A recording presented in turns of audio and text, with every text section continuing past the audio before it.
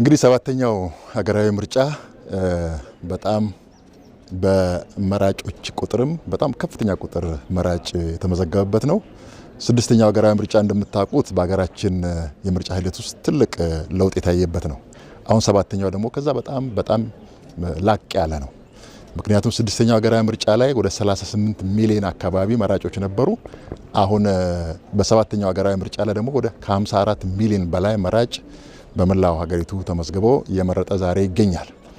ይሄ የዴሞክራሲ ልምምድ በሀገራችን በጣም ምን ያክል እያደገ እንደመጣ እጅግ ተስፋ የሚሰጥ እንደሆነ የሚያመላክት ነው። ባለፉት እንግዲህ ጥቂት ወራት እንደምታውቁት ሁሉም ፖለቲካ ፓርቲዎች ፖሊሲያቸውን አቅርበው በፖለቲካው፣ በአስተዳደር፣ በህገ መንግስቱም እንደዚሁም ደግሞ በኢኮኖሚና በማህበራዊ ጉዳዮች ላይ ሁሉ አማራጭ ሀሳቦቻቸውን አቅርበው ህዝቡ በደንብ እንዲመለከትና የራሱን ውሳኔ እንዲወስን ለማስቻል ከፍተኛ ጥረት ተደርጓል። እንዲሁም በሰባተኛው ሀገራዊ ምርጫ በጣም ልዩ የሚያደርገው ምርጫ ቦርድ ራሱ የምርጫ ክርክሮችን መምራት ችሏል።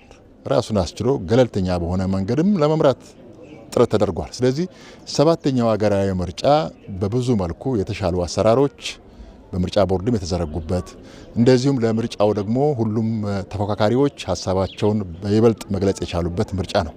ስለዚህ በዴሞክራሲ ልምምዳችን አንድ ደረጃ ከፍ ያለ ነው ማለት ይቻላል። ስለዚህ ይህን ወስደን መንግስትም ለዚህ ደግሞ አስቻይ ሁኔታዎችን ሁሉ መፍጠር ስለሚኖርበት አስቻይ ሁኔታዎች በሀገሪቱ እንዲፈጠሩ ከፍተኛ ስራ ተሰርቷል። እንግዲህ በአጠቃላይ በሀገሪቱ ዛሬም እዚህ አርባ ምንጭ ላይ በተወለድንበት አካባቢ ያለውን ድባብ ሁላችን እያየን እንገኛለን። በሀገራችን ህገ መንግስት መሰረት የመንግስት ስልጣን የሚያዘው በምርጫ ብቻ ነው። ከምርጫ ውጪ የመንግስትን ስልጣን መያዝ በህገ መንግስታችን የተከለከለ ነው። ስለዚህ ምርጫ በተሳካ ሁኔታ እንዲከናወን ማድረግ የሁላችንም ዜጎች ኃላፊነት ነው። ይህም ደግሞ ዛሬ እየታየ ይገኛል። ይህን ሂደት ደግሞ ለማደናቀፍ መሞከር ማለት ይህ ህገ መንግስታዊ መሆን ነው በአንድ በኩል፣ ሁለተኛ ደግሞ አገር ወደፊት እንዳትቀጥል እንዳትሻገር የሚያደርግ እርምጃ ነው።